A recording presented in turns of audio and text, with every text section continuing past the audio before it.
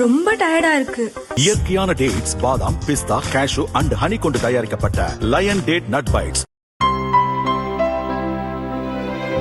இனிமே கண்ணை மூடிட்டு கடலை எண்ணெய் வாங்கலாம்.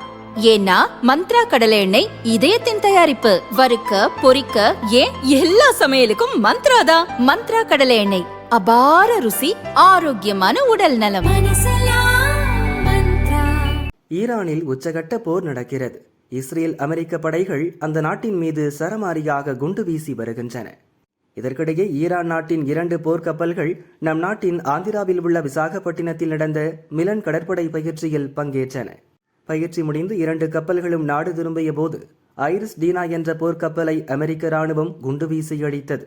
இலங்கையின் காலி துறைமுகம் வழியாக சென்றபோது அமெரிக்க கடற்படை அந்த கப்பலை தகர்த்தது.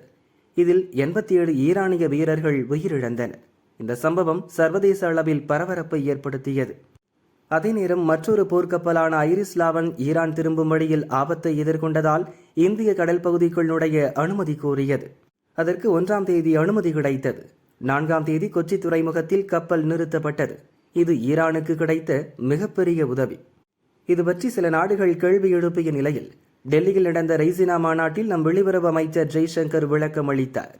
அவர் கூறியதாவது: போர் பயிற்சி நிகழ்ச்சியில் பங்கேற்க வந்த ஈரான் போர்க்கப்பல்கள் பிராந்தியத்தில் ஏற்பட்ட போர் சூழ்நிலை காரணமாக சிக்கலை சந்தித்தன. அதில் இந்திய கடல் பகுதிக்கு அருகே பயணித்த கப்பல் ஒன்று நாட்டுக்குள் நுழைய அனுமதி கோரியது. ஆனால் சட்ட ரீதியான சிக்கல்கள் இருந்தன. இருப்பினும் இந்த விவகாரத்தை மனிதாபிமான கோணத்தில் இந்தியா அணுகியது. அந்த அடிப்படையில்தான் ஈரான் போர்க்கப்பலை இந்தியாவுக்குள் மீண்டும் அனுமதிக்க முடிவெடுக்கப்பட்டது.